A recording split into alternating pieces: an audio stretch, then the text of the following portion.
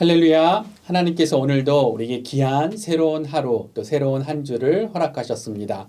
하루의 첫 시작 우리 찬송가 406장 고난 내 영혼 편히 쉴 곳과 우리 함께 찬양함으로써 가정에서 드리는 새벽 예배 우리 하나님께로 나아가도록 하겠습니다.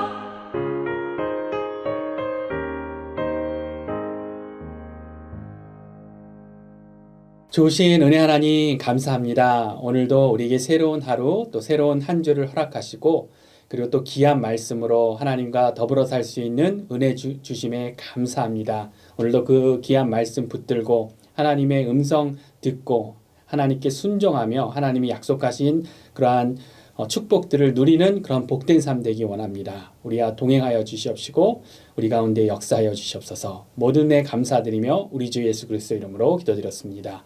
아멘. 오늘 우리에게 주신 말씀 함께 같이 보도록 하겠습니다. 창세기 30장 25절부터 우리 43절 말씀 함께 같이 보도록 하겠습니다. 라헬이 요셉을 낳았을 때 야곱이 라반에게 이르되 나를 보내어 내 고향 나의 땅으로 가게 하시되 내가 외삼촌에게서 일하고 얻은 처자를 내게 주시어 나로 가게 하소서. 내가 외삼촌에게 한 일은 외삼촌이 아시나이다. 라반이 그에게 이르되 여호와께서 너로 말미암아 내게 복 주신지를 내가 깨달았노니 내가 나를 사랑스럽게 여기거든 그대로 있으라. 또 이르되 내 품삯을 정하라. 내가 그것을 주리라. 야곱이 그에게 이르되 내가 어떻게 외삼촌을 섬겼는지 어떻게 외삼촌의 가축을 쳤는지 외삼촌이 아시나이다. 내가 오기 전에는 외삼촌의 소유가 적더니 번성하여 때를 이루었으니 내 발이 이르는 곳마다 여호와께서 외삼촌에게 복을 주셨나이다. 그러나 나는 언제나 내 집을 세우리까? 라반이 이르되 내가 무엇으로 내게 주랴? 야곱이 이르되 외삼촌께서 내게 아무것도 주시지 않아도 나를 위하여 이 일을 행하시면 내가 다시 외삼촌의 양떼를 먹이고 지키리이다. 오늘 내가 외삼촌의 양떼에 두루 다니며 그 양 중에 아롱진 것과 점이 있는 것과 검은 것을 가려내며 또 염소 중에 점이 있는 것과 아롱진 것을 가려내리니 이 같은 것이 내 품삯이 되리이다. 후일에 외삼촌께서 오셔서 내 품삯을 조사하실 때 나의 의가 내 대답이 되리이다. 내게 혹시 염소 중 아롱지지 아니한 것이나 점이 없는 것이나 양 중에 검지 아니한 것이 있거든 다 도둑질한 것으로 인정하소서. 라반이 이르되 내가 내 말대로 하리라 하고 그날에 그가 숫 염소 중 얼룩무늬 있는 것과 점 있는 것을 가리고 암염소 중 흰 바탕에 아롱진 것과 점 있는 것을 가리고 양 중에 검은 것들을 가려 자기 아들들의 손에 맡기고 자기와 야곱의 사이를 사흘길이 뜨게 하였고 야곱은 라반의 남은 양떼를 치니라. 야곱이 버드나무와 살구나무와 신풍나무의 푸른 가지를 가져다가 그것들의 껍질을 벗겨 흰 무늬를 내고 그 껍질 벗긴 가지를 양떼가 와서 먹는 개천에 물귀에 세어 양떼를 향하게 하매 그때가 물을 먹으러 올 때에 새끼를 베니 가지 앞에서 새끼를 뱀으로 얼룩얼룩한 것과 점이 있고 아롱진 것을 낳은지라. 야곱이 새끼 양을 구분하고 그 얼룩무늬와 검은 빛 있는 것을 라반의 양과 서로 마주보게 하며 자기 양을 따로 두어 라반의 양과 섞이지 않게 하며 튼튼한 양이 새끼 뵐 때에는 야곱이 개천에다가 양떼의 눈앞에 그 가지를 두어 양이 그 가지 곁에서 새끼를 베게 하고 약한 양이면 그 가지를 두지 아니하니 그렇게 함으로 약한 것은 라반의 것이 되고 튼튼한 것은 야곱의 것이 된지라. 이에 그 사람이 매우 번창하여 양떼와 노비와 낙타와 나귀가 많았더라. 아멘. 오늘 우리에게 주신 하나님의 귀한 말씀입니다. 제가 이전에 읽었던 한 대학교 교수님이 젊은이들에게 도전을 주기 위해 쓴 책을 보면 인생을 살아가는 두 가지 자세에 대해서 화살표 인생과 종이배 인생이 있다. 이렇게 두 가지로 삶의 방식을 구분한 것을 본 적이 있습니다. 왜 그 교수님이 그렇게 두 가지로 구분하냐면 학생들이 이제 교수님에게 인생을 상담하러들 많이들 오는데 이 찾아오는 학생들을 보면 크게 두 가지로 이렇게 구분할 수 있다는 것이죠. 그것이 화살표 스타일 아니면 종이배 스타일이라는 것입니다. 이 종이배 스타일은 종이배 하니까 뭔가 좀 이렇게 분위기 있어 보이지만 그게 아니고 말 그대로 이 종이배처럼 흐르는 물에 두면 가만히 떠내려가는 이 종이배. 그래서 인생에 대해 그 삶의 방식에 있어서도 수동적으로 그냥 흘러가는 대로 물결이 가는 대로 자신의 인생을 맡기고 살아가는 그러한 스타일이라는 거죠. 그래서 보면 이 종이배 스타일의 학생들은 대부분 상담을 받으러도 잘 찾아오지도 않는다고 하는 것이죠. 근데 찾아와도 그냥 찾아왔어도 막연하게 이 학생들을 보면 특별한 계획은 없는데 그래도 인생이 걱정되고 고민되고 하니까 찾아온다는 겁니다. 이게 종이배 스타일이고요. 근데 반대로 화살표 스타일은 이 화살표처럼 어떤 목표를 세우고 최단 거리로 그 목표를 도달하려고 노력하는 스타일의 사람입니다. 그래서 상담을 받으러 오는 것도 보면 이런 그 화살표 스타일의 학생들이 오는 거고요. 그리고 그 상담 내용도 보면 이미 자신이 계획은 다 세워놓고 다 세웠는데 그것이 맞게 세운 것인지 이제 물어보려고 이제 찾아온다는 겁니다. 그래서 이제 그 책의 내용, 중요한 내용을 생각해 보면 대부분 모범생들을 보면 이런 화살표 스타일인데 이 화살표 스타일의 단점은 너무나 그냥 효율적인 것만 추구하기 때문에 또 이 화살표 목표를 세우고 막 그냥 정진해 나가는 스타일이기 때문에 주위를 잘 보지 못한다는 것. 새로운 가능성이 있는데 그것도 잘 보지 못한다는 이런 단점이 있다는 걸 알려주는 그런 내용으로 이렇게 되어 있던 그런 책으로 기억을 합니다. 그런데 오늘 우리에게 주신 말씀, 오늘 본문의 내용, 야곱의 인생을 그런 화살표냐 종이배냐 그런 분류로 보자면 야곱은 당연히 화살표 스타일의 인생의 그 자세인 것이죠. 그래서 목표를 세우고 자신의 모든 꾀와 방법을 동원해 가지고 노력을 하는 그러한 스타일. 근데 야곱의 이 성경이 보여주고 있는 야곱의 삶을 보면 현실은 야곱보다 이 속이는 것에 한 수 더 위인 외삼촌 라반을 만나 가지고 고생한 그런 이야기가 계속 되고 있죠. 그래서 이번 주 뒤에 본문이지만 31장 41절을 보면 네, 야곱이 이렇게 이야기하는 게 나옵니다. 라반을 위해서 14년 동안이나 일했는데 정당한 이 보수도 받지 못했다라고 하는 거. 31장 41절 제가 읽어드리면요.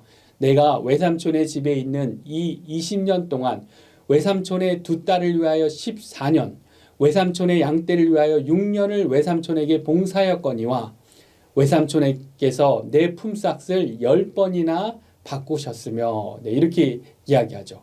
그래서 꾀돌이 야곱이 한수 위인 외삼촌을 만나 엄청 고생했다라는 거죠. 화살표 스타일의 야곱. 그래서 목표를 세우고 자신의 인생에 열심을 내지만, 그리고 나름대로 그 결과도 있긴 하지만, 그런데 그러한 결과를 얻기 위해 엄청난 고생과 노력을 했던 그런 야곱의 삶을 보게 됩니다. 근데 오늘 본문에 또 보면 이런 화살표 인생들에 있어서 너무나 중요할 주제가 나오는데, 야곱이 외삼촌에게 이런 질문을 하는 것이죠. 그래서 오늘 본문 30절에 보면 이렇게 이야기합니다. 내가 오기 전에는 외삼촌의 소유가 적더니 번성하여 때를 이루었으니 내 발이 이르는 곳마다 여호와께서 외삼촌에게 복을 주셨나이다. 그러면서 하는 얘기가 뭡니까? 그러나 나는 언제나 내 집을 세우리까. 그래서 야곱에게 이제 아들 요셉도 태어났는데 나는 언제나 내 집을 세우리까. 네, 이게 화살표 같은 그런 인생의 자세로 살아가는 사람들에게 너무나 중요한 질문인 것이죠. 그래서 우리가 다 인생의 시기가 다르지만 화살표처럼 목표를 세우고 살아가는 인생이라면 이것이 우리 인생에 있어서 중요한 질문이 됩니다. 나는 언제나 내 집을 세울 것인가? 우리가 각자 꿈을 갖고 태평양을 건너온 1세 이민자들, 또 그런 부모님의 기대를 받고 자라난 1.5세들, 2세들, 우리 이민자들 인생에 있어서 중요한 질문이 되는 것이죠. 내가 내 인생의 목표로 삼고 있는 이러한 것들, 언제, 어떻게 이룰 것인가? 우리 인생, 나의 인생의 그 목표를 어떻게 이뤄낼 것인가? 그런데 오늘 이 말씀 창세기의 아주 중요한 가르침, 야곱의 인생을 통해 하나님께서 하나님의 백성에게 알려주시는 하나님 백성의 삶에 있어 아주 중요한 내용이 있다라는 것입니다. 그것이 오늘 우리가 붙잡을 하나님이 주시는 진리의 메시지인 것이죠. 야곱을 보면 어떻게든 자신의 노력과 자신의 방법으로 최선을 다하고자 합니다. 그래서 오늘 본문 32절부터 나오는 야곱이 외삼촌 라반에게 하는 그 제안, 외삼촌 양떼 두루 다니며 양과 염소 중에 아롱진 것, 뭐 점 있는 것, 검은 것, 그러니까 더 하찮아 보이는 것을 품삯으로 달라고 지금 그러고 있는 거죠. 그래서 지금 우리의 상식으로는 말이 안 되는 이야기 같습니다. 품삯을 10번이나 넘게 바꾸었다고 하는 이 외삼촌이 동의할 정도로 어리석은 그러한 제안처럼 보입니다. 그만큼 야곱이 어떠한 자입니까? 자신의 방법으로 어떻게든 내 목표를 이뤄 나가겠다는 것이죠. 그리고 또 야곱이 얼룩얼룩하고 점이 있고 아롱진 것을 낳도록 어떤 일들을 합니까?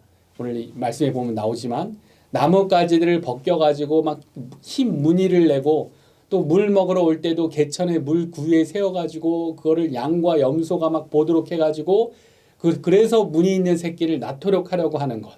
이것도 보면은 야곱이 자신의 목표를 이루기 위한 자신의 꾀로 자신의 지혜로 만들어낸 어떤 그런 열심인 것이죠. 그렇게 해서라도 어떻게든 무늬가 있는 것들은 튼튼하고 건강한 새끼를 낳도록 하고, 또 말씀에 오늘 보니까 어떻게 나와 있습니까? 연약한 것들은 그대로 둬서 외삼촌의 소유는 줄어들도록 하겠다는 그러한 계획. 그래서 결론적으로 우리가 성경을 보고 성경을 오해하면 이렇게 해서 이런 방법으로 야곱이 자신의 목표를 이루었구나, 우리가 그렇게 생각할 수 있는 것이죠. 오늘 본문 마지막 구절, 우리에게 주신 말씀 마지막 구절도 보면 이렇게 되어 있죠. 43절에 보면 이에 그 사람이 매우 번창하여 양떼와 노비와 낙타와 나귀가 많았더라. 그래서 우리가 오해하면 야곱이 자신의 꾀로 자신의 열심으로 그렇게 노력해서 번창하게 되었구나. 하나님께서 할아버지 아브라함, 아버지 이삭의 약속을 확인해 주시며 야곱에게 셀 수 없는 자손을 주시겠다고 했는데, 셀 수 없는 그런 부를 주시겠다고 하는데, 우리가 오해하면 외삼촌 라반의 속임수로 라헬이 아니라 레아를 먼저 주고, 그래서 부인을 둘씩이나 얻게 해가지고 그 라반의 속임수로 그 약속이 이루어졌구나. 이런 우리가 착각할 수 있는 거죠. 또 야곱에게 부를 약속하신다고 했는데 오늘 우리 본문에 나오는 이런 야곱의 노력으로, 야곱의 깨와 열심으로 매우 번창하게 되었구나. 우리가 또 그렇게 그렇게 하며 오해할 수 있다는 것이죠. 그러나 우리가 알아야 할 진리는 무엇입니까? 바로 그것은 하나님의 약속은 우리의 노력과 열심에 상관없이 이루어진다는 것입니다. 우리가 무언가를 열심히 한다고 해서가 아니라 우리 하나님의 약속과 계획은 우리 하나님께서 필요하시면 자연의 법칙을 초월해서라도 그 뜻을 이루실 수 있는 분이 바로 우리 하나님이신 것이죠. 그래서 야곱을 보면 팥죽 사건부터 해서 오늘 본문도 자신의 계획으로, 자신의 꾀로, 자신의 집을 세워보겠다고, 그 부를 이루어보겠다고 열심으로 노력을 하지만, 그리고 하나님께서는 또 그런 야곱의 연약함 가운데도 역사하시지만 하나님이 선하게 이루어가시는 하나님의 그 계획과 우리 인간의 깨와 노력 가운데도 역사하시며 선을 이루어주시는 하나님의 그 역사, 그 내용과 과정은 분명히 다를 수 있다는 겁니다. 오늘 야곱의 알록달록한 그 양떼 소떼로 이 큰 무리를 이루게 된 것, 결국은 야곱의 꾀와 방법 가운데도 하나님이 개입하셔서 선을 이루시고 약속을 이루어주시는 하나님이시지만 그 방법과 과정과 이 결과들, 이 문이 있는 양떼 소떼가 하나님의 선한 계획이었었는가, 그것은 분명한 차이가 있을 수 있다는 것이죠. 그렇기 때문에 우리의 삶의 자세는, 우리의 신앙의 노력은 수동적으로 가만히 그냥 운명론적으로 그냥 가만히 있는 것이 아니지만 우리의 자세는 하나님의 약속이 선한 방법으로, 긍정적인 방법으로 아름답게 이루어질 수 있도록 그렇게 최선을 다해야 하는 것입니다. 그렇기 때문에 오늘 화살표 같은 야곱의 인생을 보며 우리가 다시금 붙들을 진리는, 하나님은 붙잡는 분이 아니라 동행해야 하는 분이라는 그 진리를 우리가 다시금 생각하게 됩니다. 이 진리를 우리가 분명히 해야 하는 것이죠. 그래서 야곱을 보면 어떻게든 하나님의 축복을 붙들고 하나님의 약속을 붙들고 하나님을 자신의 인생의 그 성공에 이용하려고 그렇게 합니다. 그렇게 장자권도 사고 아버지 이삭을 속이고 하나님의 축복도 받으려고 하고 나중에 하나님을 붙들고 씨름도 하는 것이죠. 축복을 달라고 끝까지 붙들다가 그러다가 이제 절음발이가 되는 것이죠. 그런데 말씀을 보면 우리 하나님은 어떠한 분이십니까? 우리 하나님은 어떻게든 필요할 때만 붙잡고 축복을 이용하려고 하는 분이 아니라 우리 하나님은 동행해야 하는 분인 것입니다. 그렇게 함께 삶을 나누고 묻고 그렇게 함께 해야 되는 분이 바로 우리 하나님인 것이죠. 오늘 야곱이 외삼촌에게 나는 언제나 내 집을 세우리까 이렇게 고민하며 질문하지만 이 질문은 사실 동행하고 있는 하나님에게 드릴 질문인 것이죠. 그리고 하나님의 자녀에게는 하나님만이 답해 주실 수 있는, 외삼촌 라반이 아니라 하나님만 답해 주시고 하나님만 이뤄 주실 수 있는 그러한 질문인 것입니다. 우리 시편 저자의 고백처럼 여호와께서 집을 세우지 아니하시면 세우는 자의 수고가 헛되며 여호와께서 성을 지키지 아니하시면 파수꾼의 깨어 있음이 헛되도다라는 그러한 고백처럼 이것이 우리의 믿음이 되어야 하는 것입니다. 우리는 하나님이 주신 인생 수동적으로 운명론적으로 종이배처럼 그냥 맡겨진 물에 그냥 흘러가는 대로 살아가는 그런 자들이 아니라 최선을 다하며 주어진 자리에서 열심을 다하며 살아가는 그러한 자들이지만, 그러나 그 가운데 정말 중요한 것이 무엇입니까? 동행하고 계신 하나님을 매사에 인정하고 그 하나님의 뜻대로 나의 깨와 나의 방법이 아니라 하나님의 선한 방법으로 하나님의 뜻을, 하나님의 계획을 이루어가고자 노력하는 그러한 자들이라는 것입니다. 이것이 바로 오늘 야곱의 삶을 통해 우리가 우리의 모습을 살펴봐야 할 하나님이 주시는 진리의 메시지인 것이죠. 두 번째로 오늘 야곱의 삶을 보면서 한 가지 우리가 더 붙들 그러한 진리는, 우리는 축복의 통로가 되는 인생입니다. 하나님께서는 우리를 축복의 통로로 사용하기를 원하십니다. 우리의 인생, 야곱처럼 우리가 연약한 자들이기 때문에 실수도 많이 하죠. 때로 넘어지기도 하고 내 깨로 내 방법대로 그렇게 하다가 고생하기도 하고 하지만, 그러나 분명한 것은 또 하나님의 약속 가운데 있는 자에게도 야곱처럼 고통스러운 기간이 있을 수 있다는 것이죠.